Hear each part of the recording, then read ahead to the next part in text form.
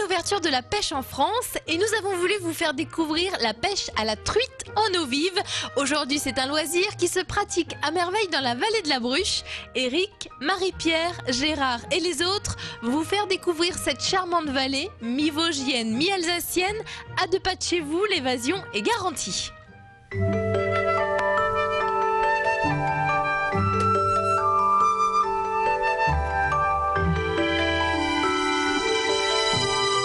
Bonjour Eric. Bonjour. Je vous présente Eric, moniteur de pêche. Et oui, et c'est le seul dans la vallée, voire même peut-être dans toute l'Alsace. Avec vous, on peut apprendre à pêcher. Exactement. Un week-end, une semaine. Ici, dans la vallée, dans cette vallée de la Bruche que vous aimez tant, Oui. Il paraît qu'ici il y a des truites. Il y en a. On va essayer d'en trouver. Allons-y. Vous me donnez un petit cours? Pas de problème. Allez, on y va.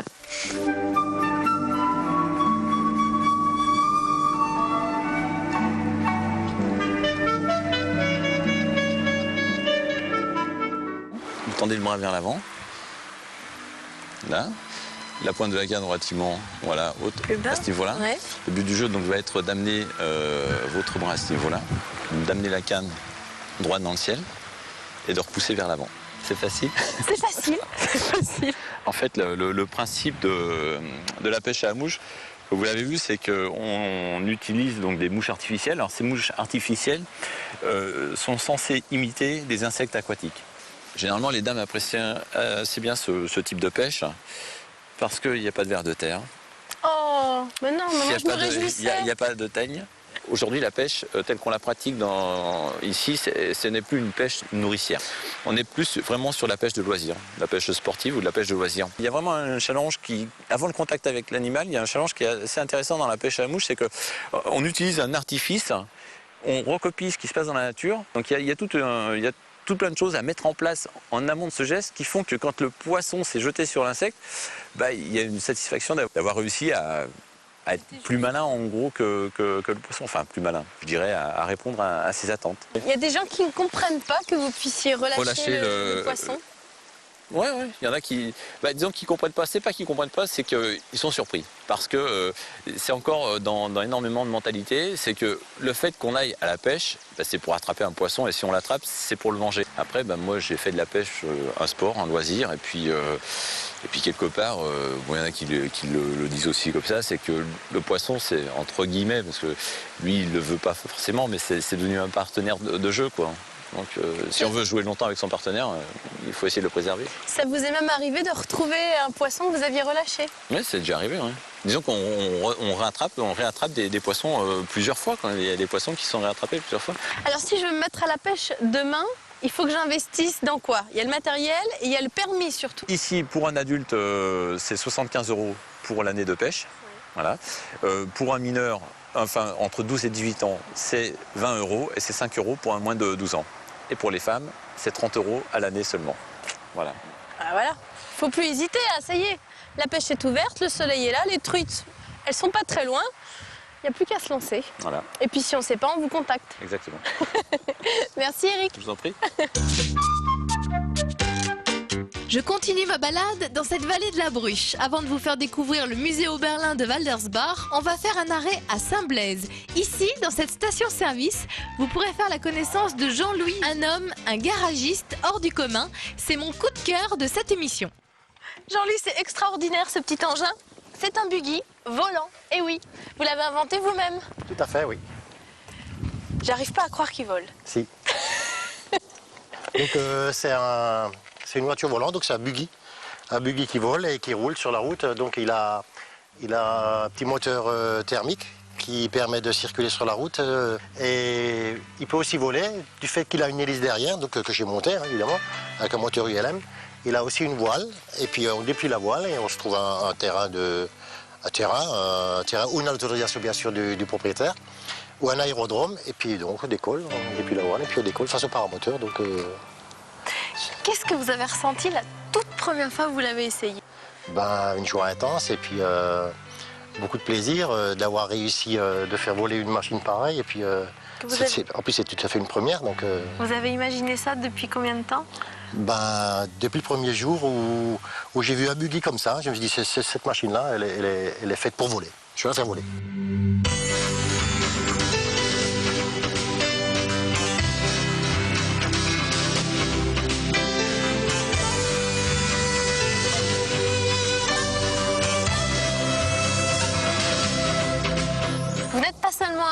Jean-Louis. Vous êtes aussi un passionné, on va dire, d'engins volants identifiés mais plutôt étranges. Qu'est-ce qu'on a là? C'est pas un hélicoptère? Non, alors cette machine s'appelle un autogire ou gyrocoptère.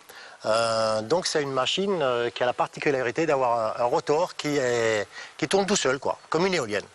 Et pourquoi vous avez voulu acheter cet appareil? Apparemment vous êtes 200 en France à l'avoir, c'est quand même très peu. Disons j'avais fait un petit peu le tour de tout ce qui est voile, parapente, paramoteur.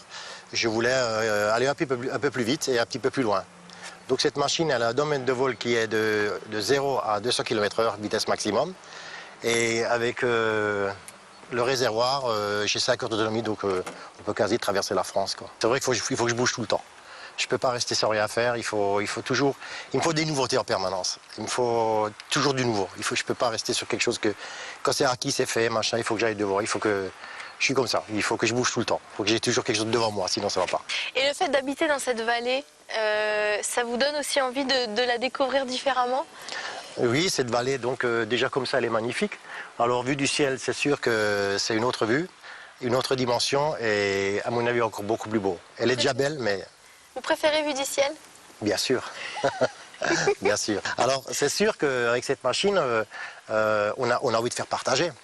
Alors, je propose des vols découvertes, j'emmène donc du monde pour leur faire partager ma passion, puis leur faire découvrir la vallée aussi du ciel, et leur faire vivre une bonne sensation. Oui, j'imagine. Ouais. On le fait ensemble, ce vol? On y va. Vous m'emmenez? On y va. Allez, c'est parti. J'ai pas peur du tout.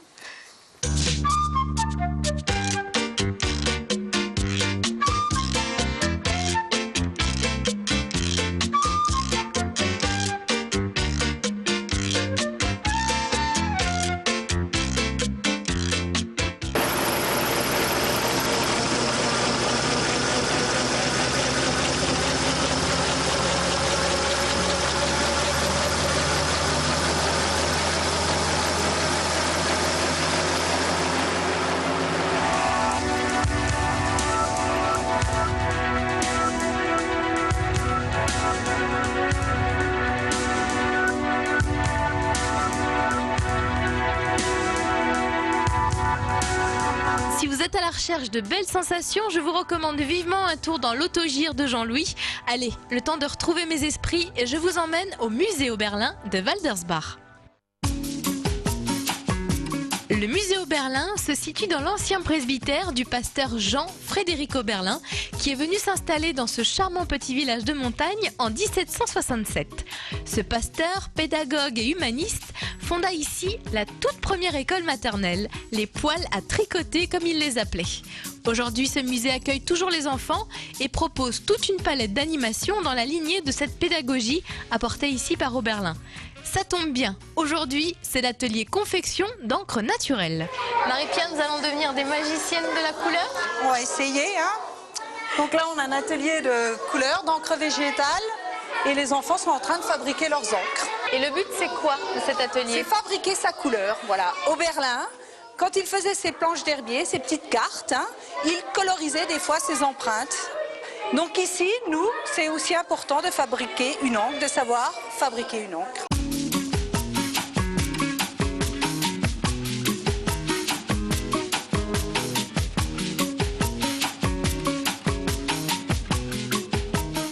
Marie-Pierre, c'est vrai que quand on parle d'Oberlin, on voit souvent représenter ces fameuses silhouettes.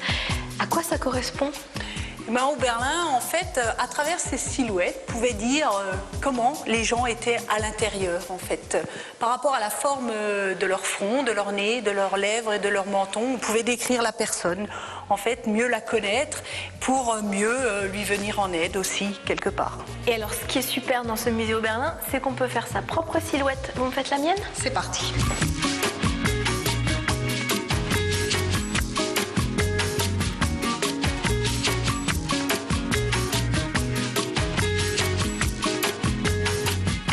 On essaye de faire manipuler les enfants au maximum, déjà dans la visite du musée, c'est prévu, et puis aussi dans les ateliers. Donc les ateliers prennent vie par rapport à la collection du musée, et chaque enfant va fabriquer un objet qu'il rapportera à l'école ou à la maison. Le musée Oberlin de Waldersbach vous attend pour une visite libre ou une animation. Quant à moi, je monte sur les hauteurs du Climont, où Gérard Goetz va chercher sa confiture qui servira à la recette de la semaine. Gérard, j'ai l'impression qu'on arrive à point pour la dégustation confiture de... Griotte. Griotte, oui, c'est la griotte Fameuse aujourd'hui. petite griotte. Alors attention, elle est très chaude. Hein. Ouais. Voilà, Non, on va pas se brûler. Hein. Ça c'est quoi? Ça c'est l'odeur de l'enfance, hein, Gérard? Ouais, ça sent bon. Hein. Voilà.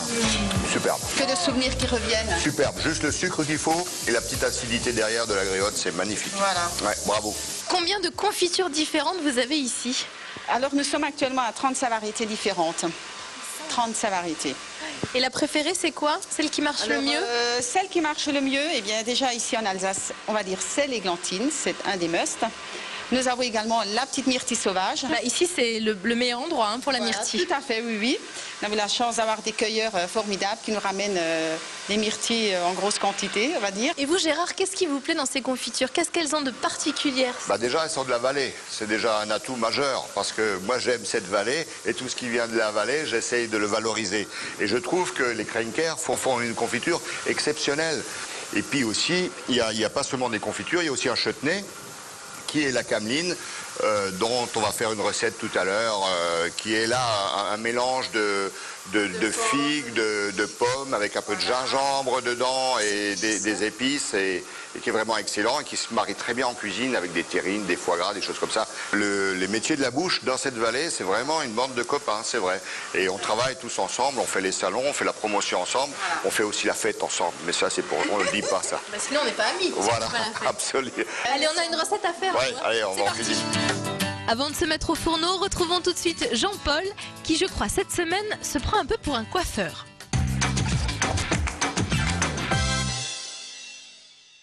Bonjour Jean-Paul. Bonjour Caroline. Ah, il y a encore du boulot. Je pensais qu'on se mettrait au chaud. Non, on va profiter un peu du vent froid.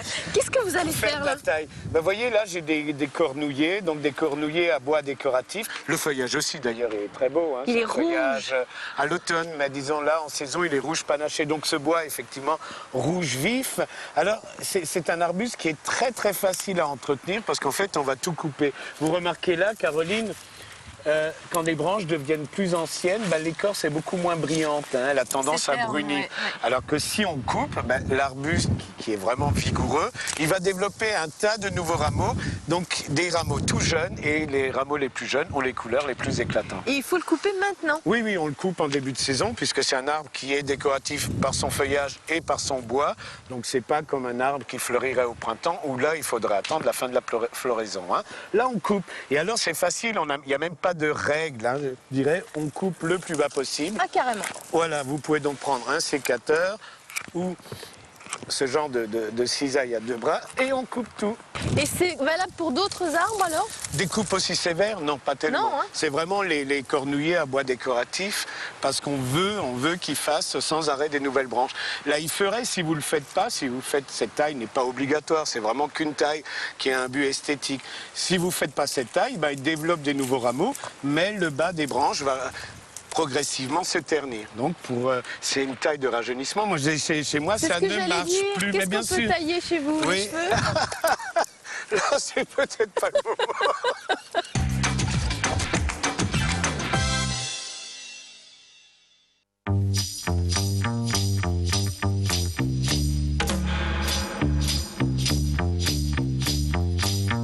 Gérard, j'en salive déjà. La recette qu'on va faire aujourd'hui, elle est pas très compliquée. Non, elle n'est pas compliquée. Mais elle a l'air excellente. Oui, il y a quand même un peu de technique, c'est relativement simple, mais elle n'est pas compliquée à faire. C'est une recette que n'importe quelle ménagère qui a l'habitude d'aller un tout petit peu en cuisine peut faire. Comment vous l'appelez alors, cette terrine? Alors en fait, c'est une ballotine de canard au foie gras avec un chutney de cameline des confitures du Clément. Voilà. Par quoi on commence? Alors, on va commencer par étaler un papier film. On va bien l'étaler et on va faire une robe de magret fumé. Vous voyez, comme si on va enrober... C'est le manteau. C'est le manteau, exactement. On va ensuite nettoyer les magrets, bien les dégraisser. On va les étaler sur ce magret fumé. Ensuite, on va bien l'assaisonner avec du sel, du poivre, et on va mettre un peu de gélatine comme ça pour que le produit reste bien. Elle est en poudre, votre gélatine? Celle qu'on va utiliser aujourd'hui, elle est en poudre, puisqu'une feuille comme ça ne donnerait rien, mais elle est en poudre. Et ça marche très bien. Il y a Ça pas se besoin. trouve n'importe où? N'importe où, c'est de la gelée en poudre, vous trouvez ça dans toutes les épiceries. Ensuite, on va badigeonner ces magrets de fumée avec notre fameux chutney de cameline, et ensuite on va poser au milieu un médaillon de foie gras. On va tourner tout ça dans le papier film. Ensuite, on va le mettre dans un torchon et on va tout simplement pocher ou à la vapeur. On va le laisser 24 heures reposer et on va trancher, on va avoir une super terrine. Et qu'on peut servir avec un peu de chutney à côté. Alors on est chez Julien, et Julien, c'est votre papa? Oui, exactement. Julien, c'était mon papa. Il a acheté cette affaire avec ma maman en 1955. J'avais 2 mois. Il a acheté ça au mois de juin. Et moi, j'étais né au mois d'avril, en 1955. Et puis voilà, malheureusement, il est parti quand j'étais en apprentissage. Et puis je suis rentré aider ma maman, et voilà. J'ai toujours aimé ça, je suis né dedans, donc voilà. Et puis en plus, je ne sais pas faire autre chose. Alors vous voyez. Parce que Julien, vous l'avez peut-être connu il y a 25 ans, bah c'était le petit restaurant. Oui, on faisait moi j'ai commencé en faisant des menus routiers, et puis voilà, et puis on a essayé d'évoluer un peu, on a investi petit à petit comme ça. Qu'est-ce qui a fait que ça a marché? Première chance qu'on avait, c'était d'être passionnés. Ma femme et moi, et mes filles maintenant, on adore ce métier, on adore recevoir des gens, on adore ça, et je crois que ça, c'est une chance, parce que ça, vous l'avez à la naissance, ou vous l'avez pas. Donc, quelque part, on a eu beaucoup de chance.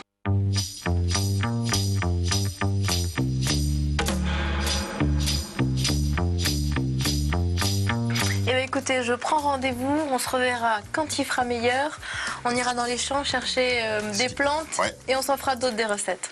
Absolument. En tout cas, ravi d'avoir été avec vous, Caroline. Eh ben moi aussi. Ouais. Merci Gérard pour ce bon moment. Je vous en prie, c'était un plaisir. Voilà, vous avez découvert un petit bout de cette vallée de la Haute-Bruche, Schirmeck, Plaine, Rothau, Saint-Blaise, non plus aucun secret pour vous. L'émission, vous pouvez la revoir et revoir sur le www.alsacevin.tv. À la semaine prochaine. Ciao.